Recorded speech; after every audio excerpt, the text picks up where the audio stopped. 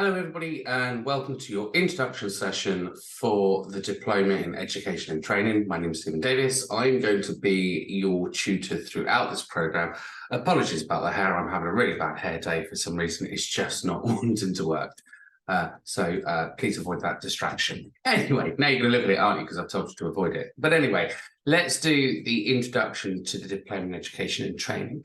So your diploma is going to be awarded through NCFE cash. It's the aim of the diploma is to obviously gain you full qualified teacher status. So that's QTLS status with the Society of Education and Training.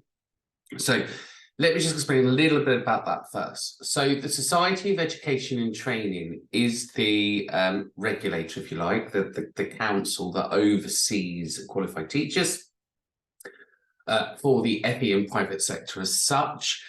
They're not the overall, but they're one of them. And they award, on completion of a portfolio, QTLS status. That's qualified teacher status in the United Kingdom. That's equivalent to QTS, which is qualified teacher status, which you gain through your PGCE route and your other routes through education. So through universities. So the idea is that you would upload into the Society of Education and Training's website, you would upload your diploma in education, your functional skills evidence at level 2, and you would upload a minimum of a level 3 sector qualifications, such as your health and social care or whatever it is you're going to be teaching. And then you'd have done things like your reflective practices, your portfolios, and your continual journey and your CPD log. So there's other pieces there. And then you upload that into the portfolio, complete the online portfolio, and then that's awarded through the Society of Education and Training. So your diploma is just the first step to gain QTLS. Now, because you're a student, though, you can automatically enroll to the Society of Education and Training as a student. So there's lots of benefits of applying for QTLS, for membership from the Society of Education and Training. And that's they give you a magazine called, I don't know if you can see that, a little bit, maybe there, Intuition. So Intuition is a great magazine. It comes out, I think, quarterly, I want to say quarterly. But in there, it gives you an idea about what's going on in the sector. It gives you an idea about policy changes and government agendas and changes to funding and da. So it's a great thing. It looks at different pedagogies, how you're going to improve your teaching, different styles of teaching, different resources for teaching. And this month, they look at AI and how AI is pretty much leading the way. So it's really important that we get our heads around that, but we will be doing that when we look at designing curriculum. So just to give you an overview of the diploma, you're looking at then, and I'm going to share my screen. So you're looking at, as you can see on here, now I don't know which way I'm pointing, so I'm not going to point. You're going to be looking at 120 credits. That means it's equivalent to a whole year at university. So if you were to be doing this at university, it's level 5. So it's equivalent to that foundation degree there. The total qualification time is 1,200 hours. So that's taken for somebody that's never done teaching before up to a qualified teacher, or guided learning hours for this qualification, 360 hours. And it's going to be not far from that. By the time you've gone through each unit, prepared your essays, done your 100 teaching hours, done all that reflections, you're not going to be far from that. So it does give you an idea of your time commitment. Excuse me. I'm just getting over a chest infection as well, so bear with me. Your qualification purpose then, it's obviously designed for training teachers to give you the knowledge that you need and to work in post-education, so 16+. You can see that the aims of the qualifications, I'm not going to read them all, but again, teacher status happens in 3 blocks. You have the award in education and training, the certificate in education and training, then you have the diploma in education and training. I would imagine most of you, or if not all of you, have done the award in education and training, or its predecessor, the Petals, or before that, it was the 7307 City and Guilds. That's kind of what everyone knew it as. But you may be going back even a little bit further than that. You may have done your D units, so you may have done a C23, which is group facilitating or something along those lines, or a learning and development thing. So if you've been around the industry a while, you may have done some of those things. If not, then this qualification goes award, certificate and diploma. And it's the diploma which is the final piece of this jigsaw, really. And there's really only two differences between this and the certificate in education and training. The certificate, it's less teaching hours, it's halved on the observation hours, and it's a couple of units less. So I'm a real believer of, let's push people to strive to achieve what they need to achieve to get their QTLS. You can't get QTLS without your diploma. You can only become an associate, so you can't. You might as well go the whole hog. But obviously, if you do struggle with this, we can always down step you to the certificate, because it's obviously designed for that stepping stone approach. You can see here the work experience and placement. It obviously requires a minimum of 100 hours of practice, and there's a requirement of evidence of working with groups, learners to achieve this qualification. So you can be doing pretty much anything there. So realistic work environment, or if you're an assessor or verifier, you're going to be saying simulation. So RWE basically means we're going to put you in a situation where it feels as real as it possibly can, that it's actually made up. So you can see here, they've actually said simulation is not permitted full units. So they call it realistic work environment, and then they call it simulation. Anyway, it used to be called simulation. They've given it a posher name. So here you can see where assessment requirements for this unit. So some of it's allowed, some of it's not. But ultimately, when you do your actual teaching and learning piece, that has to be real, because it can't not be. I've never got my head around how you can simulate teaching and learning. You've either got a room of people that wants to learn a subject, or you haven't. But anyway, we go with that. The rules of combination, so you must achieve 120 credits, 75 are mandatory, 45 are optional. I know it says optional, but like most qualifications, they're not really, because as a curriculum designer, how do we create curriculum and allow full flexibility of optional units? Because it would be impossible for us to write a curriculum and then write all of these individual options that are there. So what we've done for this qualification, we've put together the most popular units. So your optional units, this are your IQA qualification. So that's the understanding principles and practices of internal quality assurance, and then carrying out internal quality assurance. Equally then, we've got managing behaviour in classrooms, because that's something that Ofsted will always pick up on. And if you ever have an Ofsted inspector, if you have someone that's late, if you have someone that's not engaging, if you have a learner that's causing you problems, knowing how to manage that will definitely save your Ofsted grade. So it's quite an important skill to learn. So we've picked the optional ones. However, that's not to say, if you are an incredibly focused and keen learner and you want to do over and above, then that's not a problem. We can obviously talk about that. So assessment methods then, it's obviously assessed internally and then moderated and externally moderated via a portfolio of evidence. So your portfolio of evidence for this, it's going to be those written accounts for each unit, work products, which is going to be things like your schemes of work, your session plans, your PowerPoints, feedback, analysis, reflections. That's all your work product evidence. And then there's going to be observation. So I have to observe you at least 8 times. So we'll talk about that in a minute. Obviously, you've read these before. It's just who's allowed to assess on the programme.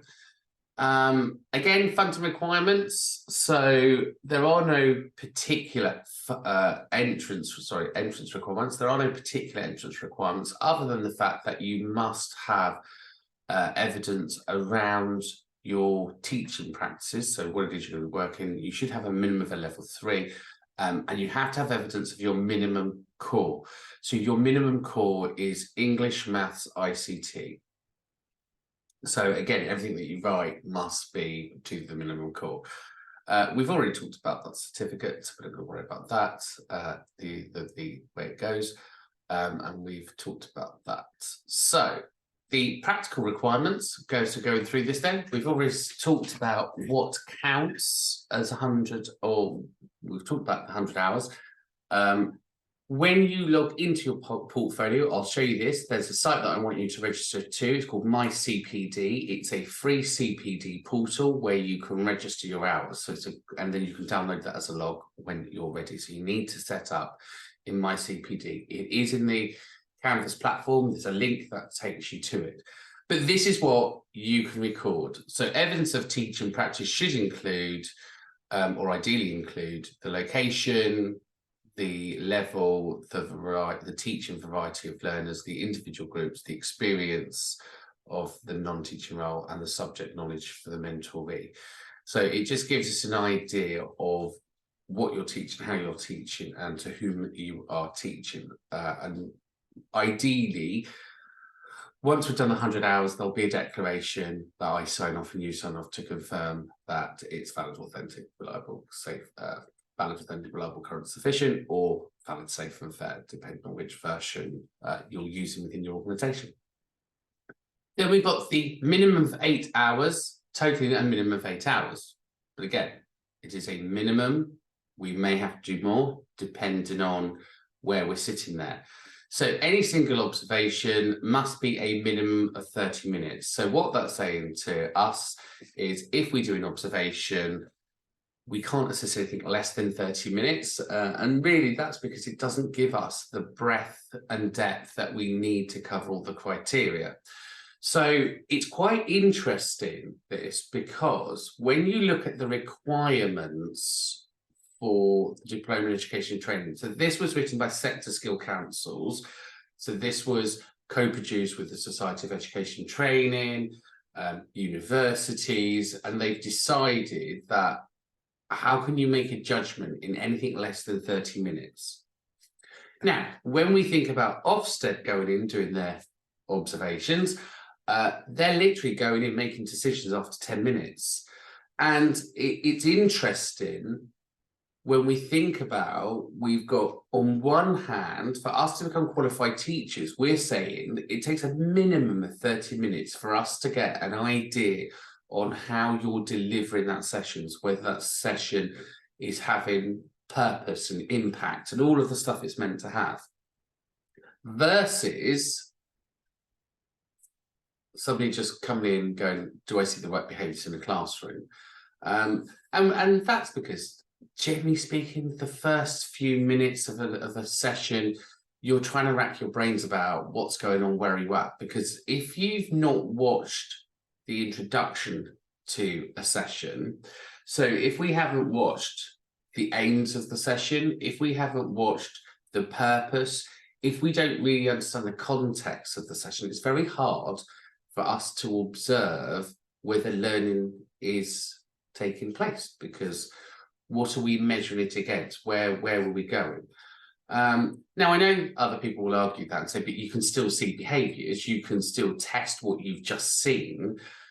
Granted, but actually the aim of the session is normally delivered at the very beginning. And that's what we should be measuring against, not in that 10 minutes, can we see that learning has taken place? Because arguably, in that block that's being observed, it's unlikely you're going to watch a whole range of teaching styles, because normally you might just be delivering a theory piece, you might just be doing a practical piece, you might just be doing a reflective piece, you might be doing experiential learning.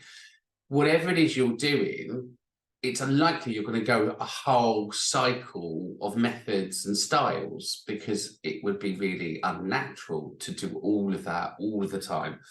So 30 minutes minimum. An hour gives us a really good scope, because we know that more than 40 minutes of learning, people do that.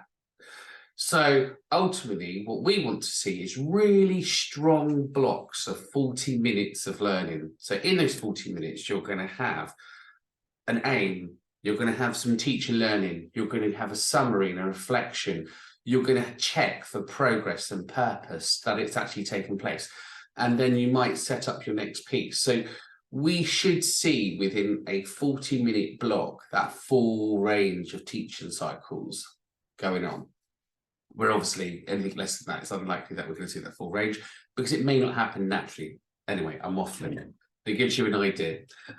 You'll understand more about that when we look at styles of teaching and methods of teaching, the research, because obviously that's what you're going to want to be able to argue with inspectors about. You want to be able to go back to them, but hang on a minute, doesn't it state that after 40 minutes the learner loses interest? Doesn't it state that after this we shouldn't be doing that? And that's where inspectors will know that you're qualified. Okay, great. So moving on then, this gives you an idea of the units. So these are your mandatory units here. So we've got units 1 to units 4. The observations of teaching and learning covers some of this stuff. So we'll show you that. So you don't need to worry about the practical piece. All you're going to be worrying about is the theory pieces. So here we've got teaching and learning, assessment and education. It's very much like understanding the awards and principles of assessment if you've done your assessors award.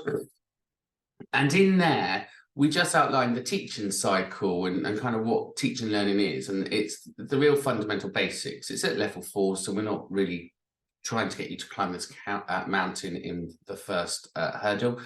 But it is just about understanding what teaching, learning and assessment is in education. Now, normally what happens in here, everybody dives in the deep end of assessment because most people that do this have done their assessors award. It's the last part, and you can summarize a lot of it, because if you are a qualified assessor, please make that clear in your answer, because I will then assume, and rightly so, that I should be able to assume that you understand how to plan, collect, judge, and give feedback against a range of assessment methods. So I don't want you using a lot of your word counts up, because what's more important to me here is that you're able to understand what teaching is, and you're able to understand what effective learning is and what does effective learning look like. Wonderful. And again, this is that teaching and learning cycle that I was talking about just a second ago. So when we look at the theories and frameworks, we go straight in, because if you can get off the back of this straight away, those teaching and learning frameworks, great, you're going to be on a win-win situation, because you've set yourself up for some really solid behaviour in your observations, etc. You're going to develop teaching and learning and assessment materials. So that gives you an idea of what we want here. You're going to develop teaching materials, 1. You're going to develop learning materials, 2. And then you need to develop assessment materials, 3. They may all interlink, that's fine. It may be you've got a PowerPoint presentation, or you've got some online learning, or you've created a workbook which covers the teaching part. Then the learning part, how are you going to get them to learn that skill or that knowledge? So are you going to be doing some activities in there? Are you going to be getting them to do some cases or some reflection work? Or how are you going to pin that learning in so it sticks? And then finally, how do you then assess that your teaching was effective, and how do you then assess that learning was effective? So what is then your assessment methods against that? Okay, so that's what we're talking about there. And equally, this doesn't have to be an MVQ. This could just be a very simple thing on, how to make a cup of tea. At the end of the day, there's no prescription on what you have to teach.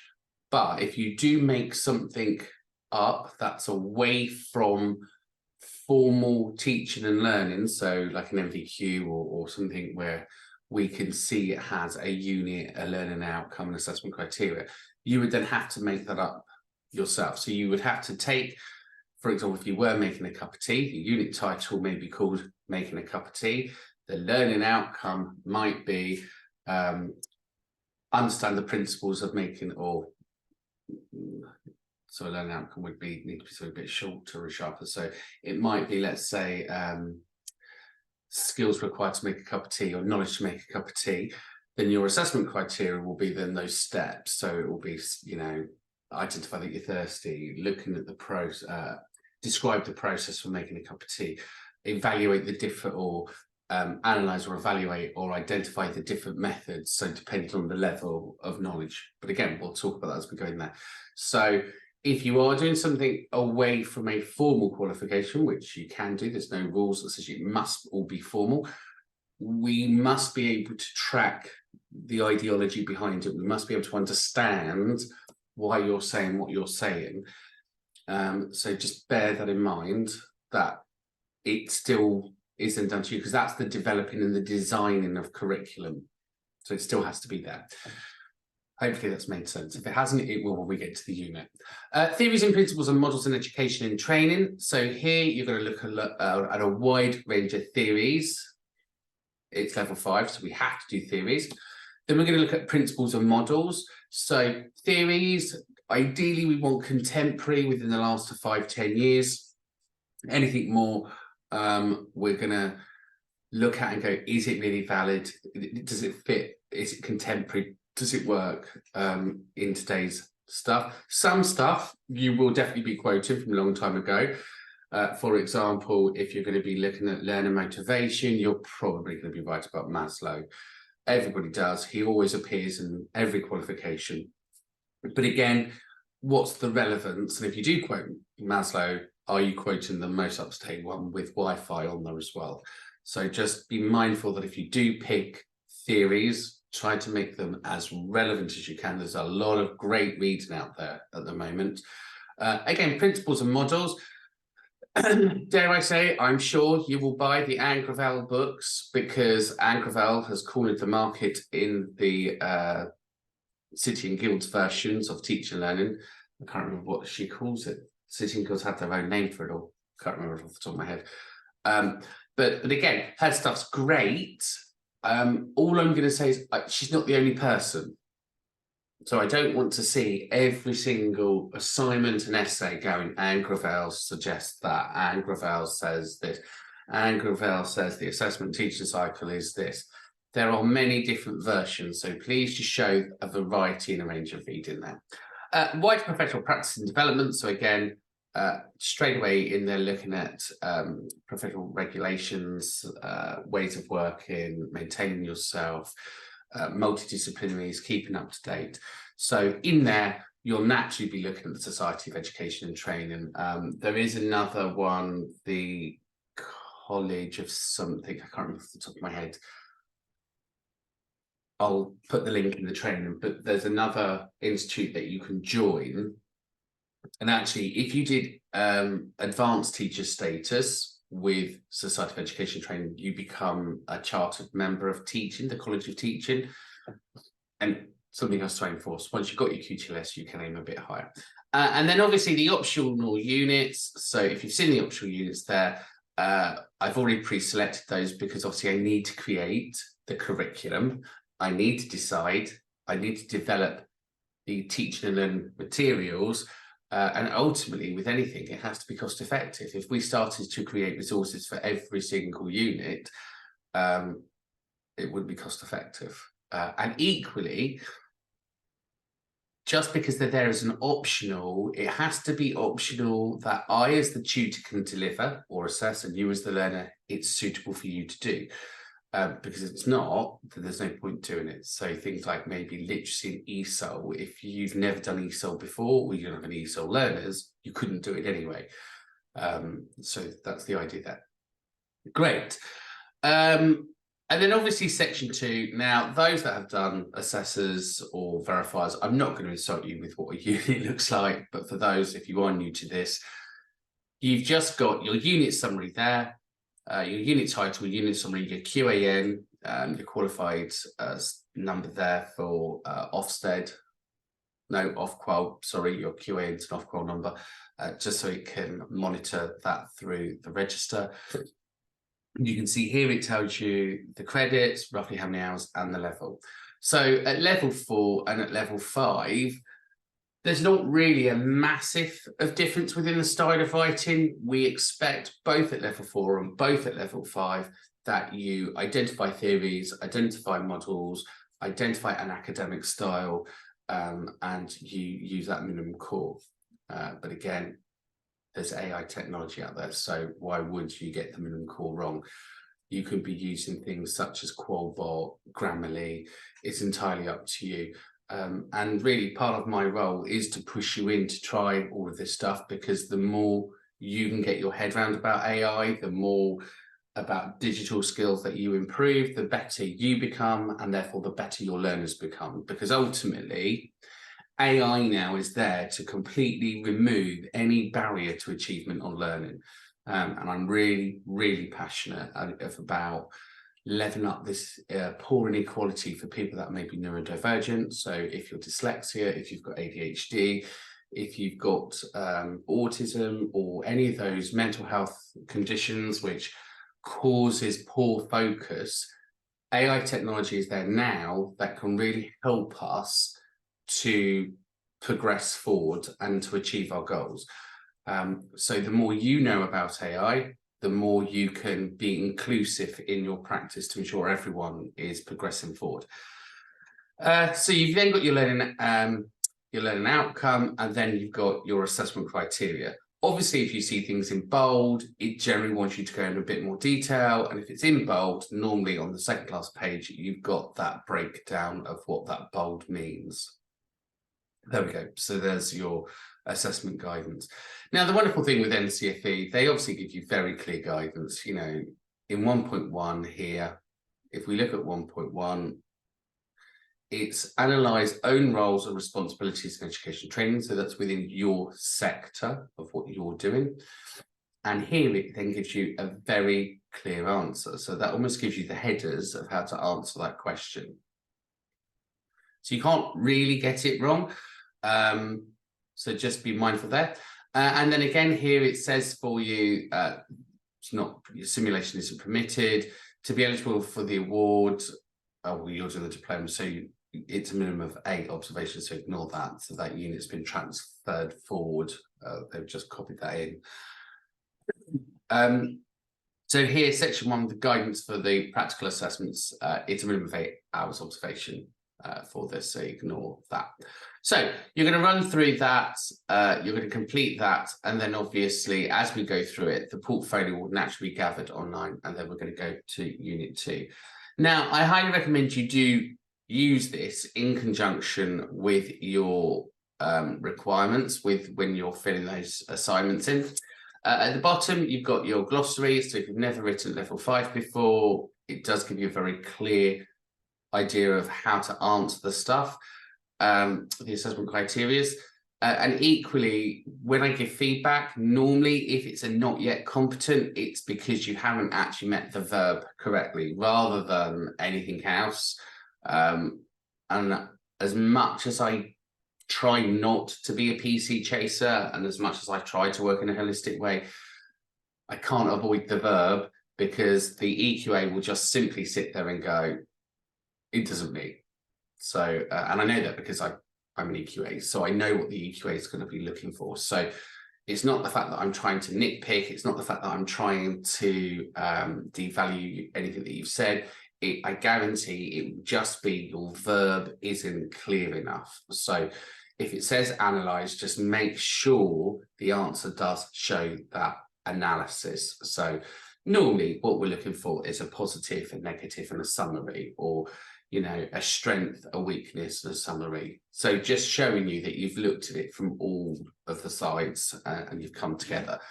But the reason I've broken the first unit down into learning outcomes rather than a big essay is so we can make sure by the end of unit 1 your academic style of writing is correct, because then once I've signed that unit off, the rest becomes a lot easier, because the rest is then just a unit per an essay per unit.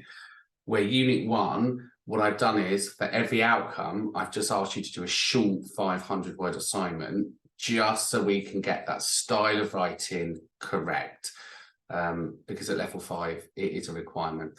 And obviously if you're doing level 5s with your candidates, so let's say you're doing the leadership and management in level 5, or delivering a standard at level 5, the style that I expect from you on this is the style that you should be expected from your candidates. So we shouldn't be that far apart. So hopefully it will make sense.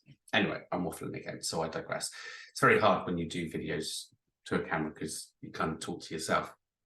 Anyway, we solved on.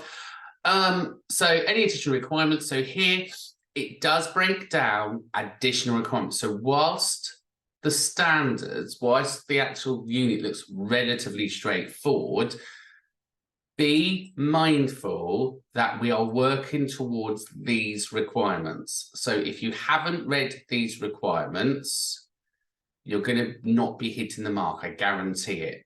So when you start, please make sure that at some point you go online and you read these documents, because it's these documents that then expand everything. So that I would expect you to be referencing back to these as well. So just be mindful of that.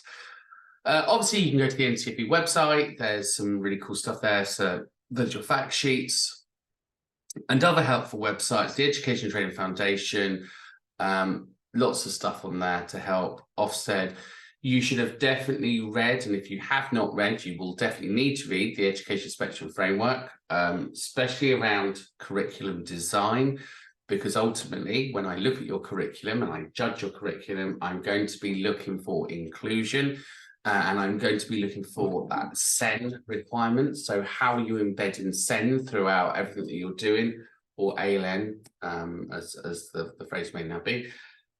Because ultimately, if the curriculum at the beginning isn't inclusive, then you're indirectly discriminating anyway. And the problem is we sometimes think that we are, but we're missing the basic steps in curriculum design. So just be mindful of that. So that's there. And that's the end of the qualification specification. So moving into your welcome, you've then got your Society of Education Training membership. So here you can click on that link, look to join up, and like I said, you've got your magazine. There's lots of CPD resources in there. You've got your working towards your QTLS, which is really important. If you join up with the Society of Education and Training, you also have a discount rewards card. So they have lots of resources, lots of free things for you, or discounts and stuff. So that's membership. So membership is different to QTLS. So membership is one thing, QTLS is another.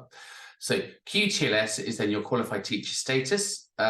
You can see here, applications will open on the 14th of August and reopen on the 30th of November. And in there, it talks about the processes and the steps that you have to go through. So that's fine. I'm happy to sign anything off that needs to be signed off. But here it obviously says, are you eligible to undertake QTLS status? You must have the application of the following criteria. So you must be a member, so you need to join as a member first. You must hold the level 5. You must have English and maths at level 2. You must hold a minimum of your level 3. Hold a level 2 or above in SEN qualification. Now that's new. I've not seen that one. So you've got to work. Or hold a level 2 or above SEN qualification related to FE settings. If you work in SEN, if you work in SEN, which I guess some of you do. Mind you, it'd be great for a CPDP, so I'll get you some more information on that. You must be working with a group of people, a minimum of 10 hours a week through professional formation program. So again, that's any of the teaching styles, that could be mentoring, teaching, coaching, learning, and identify a suitable supporter. So I would be your suitable supporter. So because I'm a fellow with the Society of Education and Training, I can then sign you off. So it's a bit of a journey in. It's quite a lot of work. There's a portfolio that you have to build as well, but that is separate to the diplomas. So if you want to do QTLS, that's a discussion that we have after you've done your diploma. Looking at the minimum core, so just so you're aware of the minimum core, this is looking at your English, Maths and digital skills. So there, what we're going to need is evidence of that, and then you've got your learning style questionnaires that you're going to work through. So learning style questionnaires and your minimum core. So that's your evidence of your functional skills that you need to upload as a minimum core, English, Maths and ICT. And that could be a BKSB initial assessment, or it could be a functional skills certificate. So I don't need your functional skills certificate for your diploma, but you will definitely need it for society to join the QTLS. So at this point, I just need to make sure that you are working at a level 2. You've got your initial assessment results there, and then just upload those so I can have a look at your initial assessment results. And here, demonstrate teaching and qualification. So here, what we should then have is a task, and there I want you to look at your CV, qualification, summary, skills, teaching experience, and you're going to upload that for me. So it looks different on my side to your side. So this bit, you're welcome, has information about the qualification. It has information about Society of Education and Training. It has information about how you can join QTLS. And then you're going to provide me with some evidence. You're going to provide me with your English, Maths and ICT. You're going to provide me with your learner style questionnaire, and you're going to upload the evidence that you meet the teaching and learning requirements for this program. So that's all you're going to do under welcome. Under weekly recordings is where you will find this session and then every session that I create. So all you're going to do is click on those, and then they're there. This is your 100 hours of teaching and learning. So here you're going to go to my CPD portal. You're going to click on there. Don't know why that doesn't take us to it, because I thought I set that up. There we go.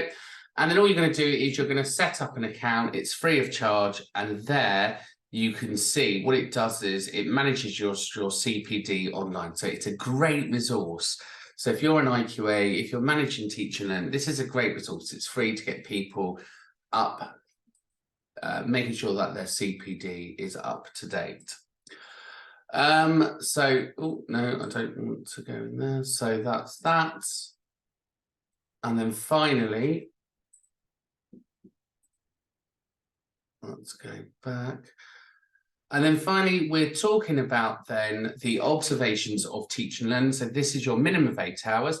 So I've referred you to, after talking about Anne Gravels, because she is the leading expert in the area. She talks about what the observation is. She talks about the teaching practice. She talks about being prepared. She runs through the checklist. She runs what's going to happen in the session. She talks about what's going to happen after. That's your reflective piece there. She looks at the evidence required. So this is all the stuff that can be used. And then you've got lots of resources here. Now, you don't need to buy these. I'm sure your centre has them. But her resources are very good. They do kind of streamline stuff and make things a bit easier. Her books, so her books are worth getting, and the book that you really want is the one for Diploma in Education and Training. So just to make sure that you've got the right one, where is it? Principles of Teaching and Learning. That's quality assurance. That's the award. That's the preparing. That's the certificate. Preparing assessment. IQA guide.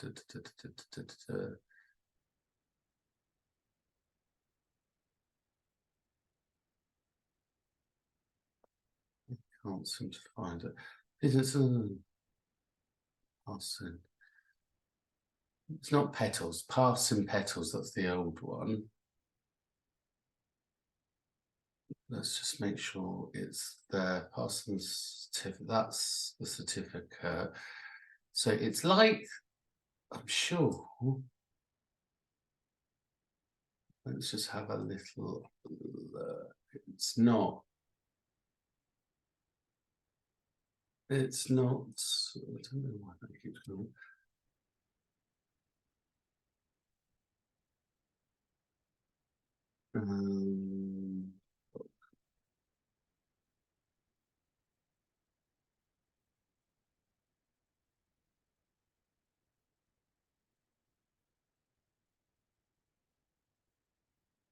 I'll pop that link in there. So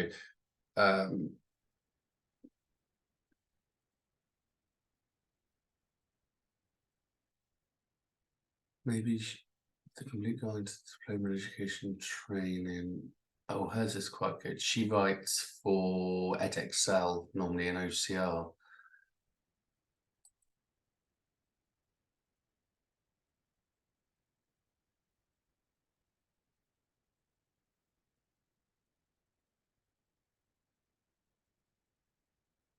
Maybe she hasn't got her book anymore. It used to be an old like that one.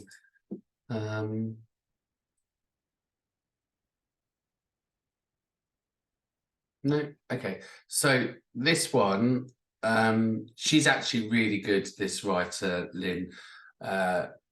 She's written lots of really useful books. Like I said, she used to write for edXL Pearson's. She's definitely worth following as well. So we'll pop that in there as well for you. Ooh. Let's go back to home. And what we'll do, we'll just create a URL there. And we'll put reading. There we go. So that's now in there. We'll pop that under that. Okay, so you've got your information advice from Anne Gravells, you've got your reading material, and here is the checklist for the diploma. If you click on there, you'll see the requirements for those. And basically all that happens is once we filled them in, we upload them. That would help if that was in numerical order. Talk about the minimum core. So here, if you click on this one, you can download your checklist. And here, it just looks at planning. I just write a thing in there. So here I'm looking at your scheme work or your delivery plan. Now, let's not get caught up on words. So whether you call it a lesson plan, a session plan, a delivery guide, whatever it is you're calling it, it's the functionality of the document. So does the functionality of the document, does it tell me what the curriculum is that you're delivering? Does it tell me how many sessions you're delivering? Does it tell me who the group is, who it's for, what the inclusion is, how many learners, what your differentiation is, how are you going to make sure that you're involving everybody? Does it show how you're going to monitor progress and purpose, and does it show the pace and all that stuff?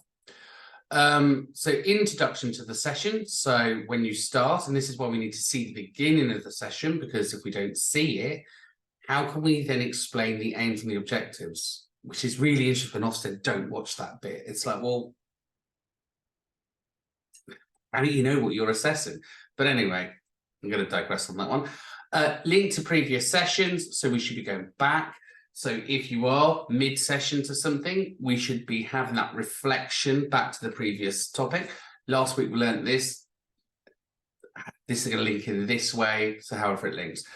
Your prior skills and knowledge and understanding. Again, you might want to introduce in there things such as your British values, your prevent strategy, your functional skills embedments. Remember, you don't have to do it in every single session. It has to be relevant to the subject, though. So I don't want you to start forcing stuff into your curriculum that doesn't necessarily need to be there. It has to be relevant. It has to make sense. So your teaching and learning, you need to demonstrate your subject knowledge, create that inclusive environment. So that's understanding your inclusion, your SEN and your differentiation.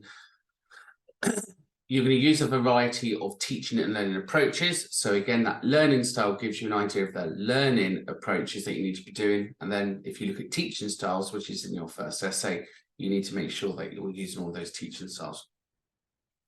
We'll look at how you act professional and deal with any incidences as they arise, hence the unit managing challenging behaviour. There is a great educational psychologist that I've said I'm going to be using her material when we get down to that. So it may be the fact that you'll want to look at some of those methods moving forward, because again, I'll need to see how you manage that within your class. The embedment of ICT, or the embedment of minimum core, and then your safeguarding and prevent and all that lot, only if it's applicable. So your resources, so how you're managing those, how you're meeting the learner needs, and then your assessments. So is it formative, summative, different styles, what you're using, how you make the decisions around validity, authenticity, reliability, currency, sufficiency, or whether you're safe, fair, valid, whatever methods you're using. Again, I'm not averse to either. I know terminology and language changes, but we're still talking all about the same things here.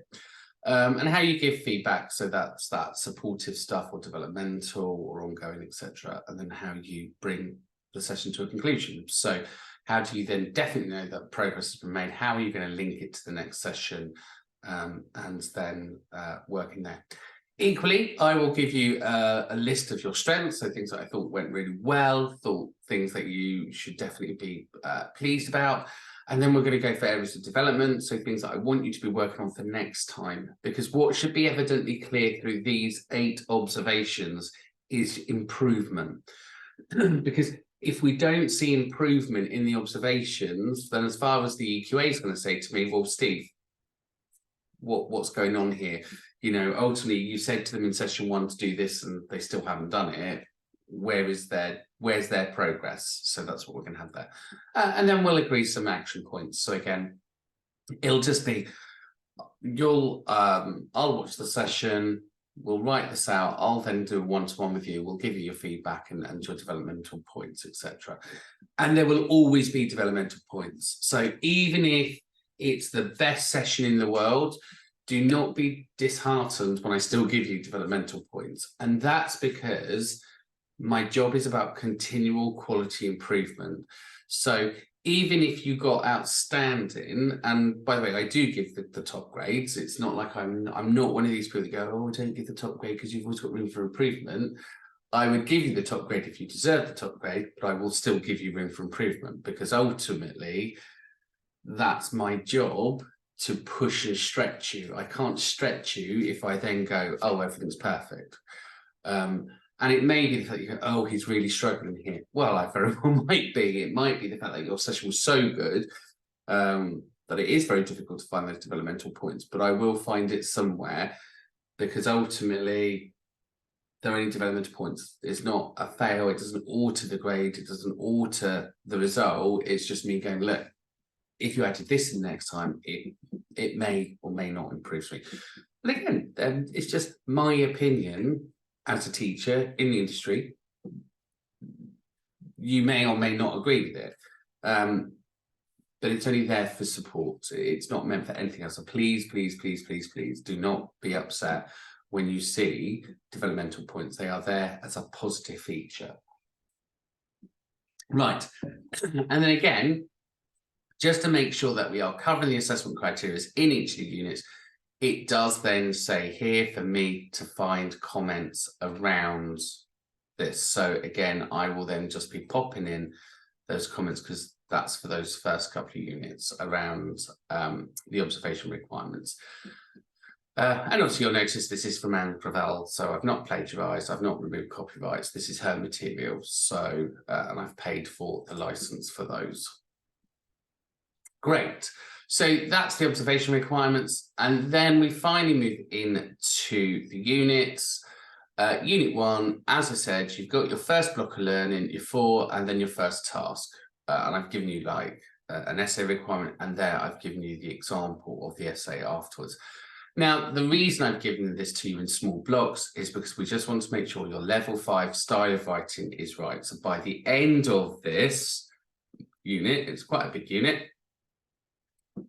you're going to be there, because ultimately I want to show very early on this improvement and development stuff. Now, what I'm not going to be asking you to do, so let's get this very, very clear. If your work is competent, I am going to say it's competent. You do not need to do anything else with this. However, I will be pushing you for that academic style, the layout, the referencing and the writing. And I will be saying to you, in your next assignment, please make sure that, because I don't believe it fair for you to have to keep tidying up something which in essence is already competent. My decision, my only decision that I have as an assessor on this qualification is only one of two judgments. It's either competent, so your work has either met the assessment criteria or it hasn't. And arguably,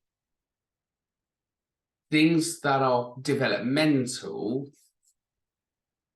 shouldn't stop you from still being competent. If you've met the standard and you're competent, you're competent. If it's developmental, I just expect you to do it in the next piece of work, because that's my stretch and challenge. That's me pushing you. However, if I say, look, I'm really sorry, this is great. However, for me to pass this, I still need you to do X, Y, Z. Then that's me saying, look, it's not yet competent. And I will be very clear. So I normally give you feedback and then judgment. The judgment will be competent, not yet competent. If it says not yet competent, that's me just saying, look, it hasn't quite yet met either the minimum core. It may not have cleared the academic style of writing. So the academic style of writing, we're going to go for Harvard. So again, if you haven't done Harvard writing before, you will by the end of this. We'll get you used to it. I'll add in a study skills bar just so you can see what Harvard writing looks like. But again, it does need to be there. So we're just citing and references, we're not plagiarizing.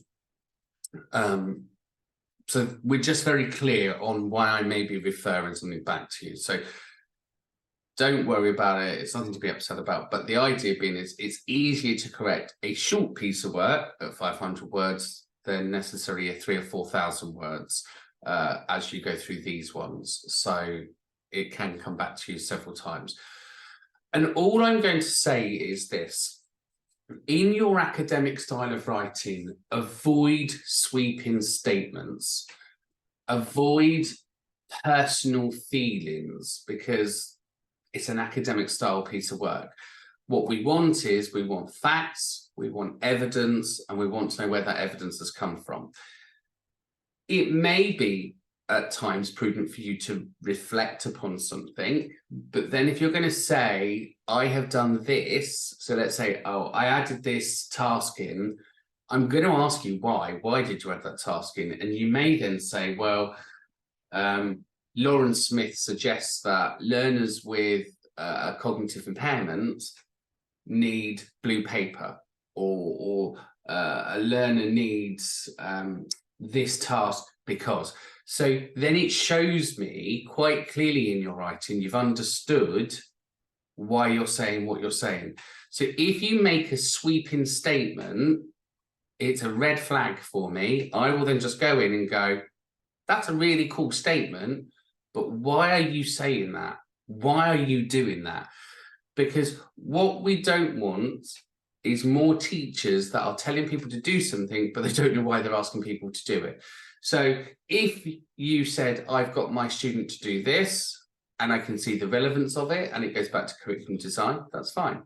But if you're saying, I'm going to get my learners to do this, and I can't see the relevance of it, then I'm going to challenge you on it and say, well, okay, that's really great, but why? What's the purpose of this? So it must come from a theory, a framework, or a model. So it's the evidence-based learning that we're looking for. It sounds like I'm going to be mean. I promise you it's not that bad. It's not as bad as it sounds, but it's just reshaping your behavior as a teacher. Because ultimately, if I were an Ofsted inspector, you need to be able to justify why you have said or what you have done in your curriculum. And I have stood in front of many Ofsted inspectors over my years and argued with them in a professional way where they have said, oh, we don't agree with that. And I've co-observed people, and then I've had to defend what's happened because I've understood the methodology that the teacher is trying. And a great example, I did a co-observation with an Ofsted inspector not that long ago. She, for some reason, didn't like the example that the teacher used, she felt it was inappropriate. Now, that may be because of her own biasness or judgment to it. However, as an observer, I felt it was completely relevant. I understood the context. I understood why she picked that particular topic. And it was an incredibly sensitive topic. So we co-observed the session together. I gave my feedback, she gave hers. We were definitely on different pages on that feedback. I felt it was a powerful session. I felt it reinforced learning in an incredibly sensitive manner. She felt it was all unnecessary. When I asked the teacher, I said to the teacher, look, what was your ideal, what was your thinking behind this? And the teacher said to me, she said, well, Steve, look, it's about inclusion. The piece of work was about poor inequality and about how women were underrepresented and how women are discriminated against in certain fields. I said, right, I get that. And the evidence that the example that she used was this, it was a role play video that she got from somewhere, and it was really hard hitting. It was age appropriate. It met all of the things that it was meant to meet. And it was quite moving. It was quite a powerful piece of filming. And understanding the learning aims and outcomes, I got why she played it. Because the inspector hadn't dug, she hadn't understood the learning aims, she hadn't understood the journey that the teacher was trying to take them on, and she hadn't understood how it all linked. She just felt it was completely inappropriate. So when we then go back to the room, as officer inspectors, we sit down and we discuss it, she's sitting there going, no, it was completely inappropriate. I didn't understand the relevance of it. It just felt she was trying to push an agenda. It felt like she was just trying to force people to understand poor inequality. And then I then had to sit there and justify it and was like, well, hang on a minute. Actually, when you talk to the tutor, the reason she played it was relevant to her inclusion piece. It was relevant to her differentiation. It was relevant to the lack of inequality. Her subject was equality, diversity, discrimination in the workplace. The video had absolute relevance and reference to the teaching and learning. Equally, it was that powerful, it's made us come away and reflect and discuss the topic and its relevance. Now, the irony here is, I was a man defending this piece of work on poor inequality for women, and she obviously took offence to this. So we then had to sit there and really debate its relevance, which seemed a bit ironic. Anyway, at the end of it, I managed to win her around on the fact that the teaching was incredibly effective, it had its purpose, and learning was evident, because afterwards it had stirred up such emotions and intensity in the room that it had moved people to feel and think. And as I argued in front of all of the inspectors, isn't that what teaching and learning is meant to do? Are we not meant to be challenging the stereotype? Are we not meant to be pushing people beyond the classroom? Are we not meant to be making people think and feel about curriculum and these wider context subjects and bringing it back to sector? And that's what this piece of work did. And ultimately, we then swung round. But had I not have been there to have defended that, this poor teacher just felt completely overwhelmed. She then felt really small and felt what she'd done was wrong because it was just one person's opinion. And ultimately, as teachers, especially as qualified teachers, when you know your theories and frameworks, you're able to justify why you've done what you've done.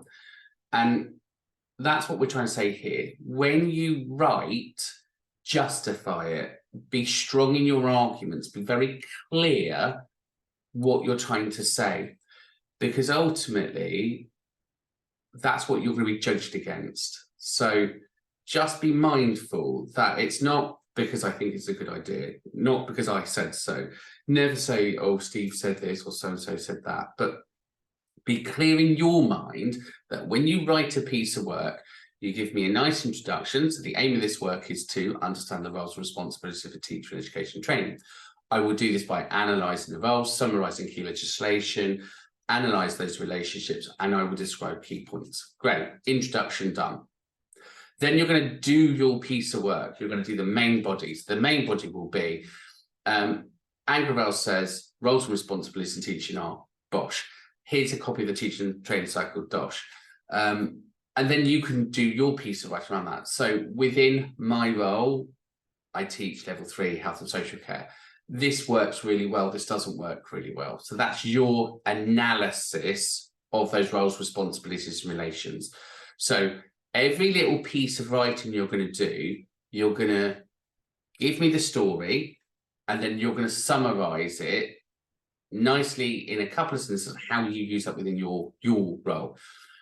So I'm hoping that makes sense. So if you do that, it keeps it nice and simple. So when we're marking, we can go, right, I can see those roles and responsibilities there, tick. You've explained, not only have you explained the theories, you've explained how you link it back to you. Good.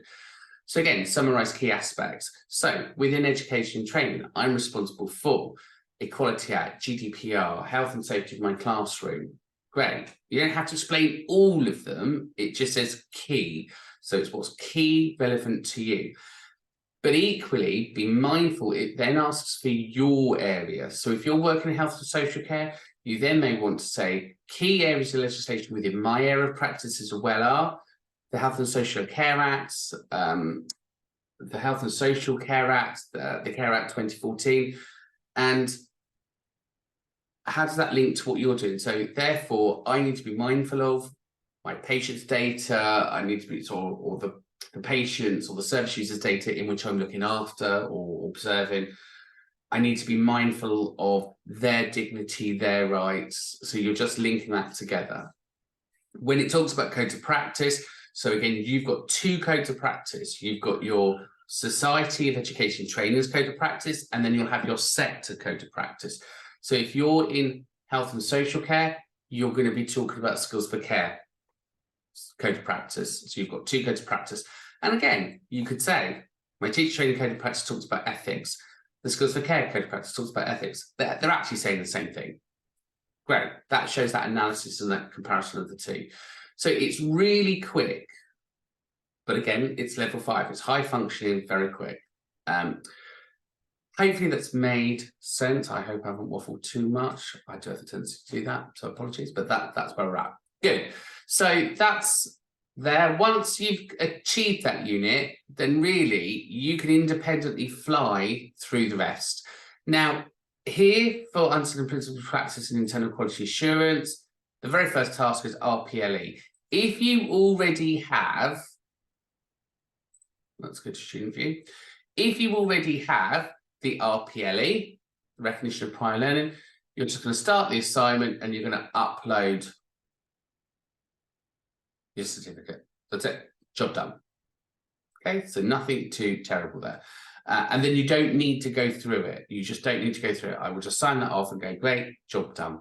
Okay, so that's your introduction to the Diploma of Education and Training. It's a bit of a helicopter tour, granted. Each week we're going to be looking at a unit.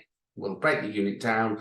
We'll talk about it. We'll run through the teaching and learning materials. You will find more stuff will appear. So each week we add to it. So as with any class, let's make that a bit live. As with any class, you'll have your recordings.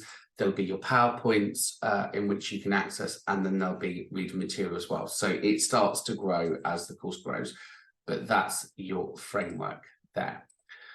Any questions or anything that you need on the left-hand side, you've got your email, so you've got your inbox there. So you can just do that directly, but we've also set up that WhatsApp chat group, so you'll be able to contact me through that. Grand. Well, that's everything for now. So thanks for watching. Hopefully that all makes sense. Anything that I've said throughout this session, by all means, if you want me to repeat anything, say anything again, or have a one-to-one with me, I will give you a link to my diary. So I have an online booking system where you can book some time with me for a one-to-one or tutorials. And yeah, we'll take them there. So I wish you all the best of luck, and your videos will be out in the morning. I think we've said Thursdays. So Thursdays by 9 o'clock. Your video will be there for the following week. And obviously, if you just keep up with the videos, that's as if you were attending the class in real life. Grand. Take care. Good luck, everyone. You know where I am if you need me. Bye for now.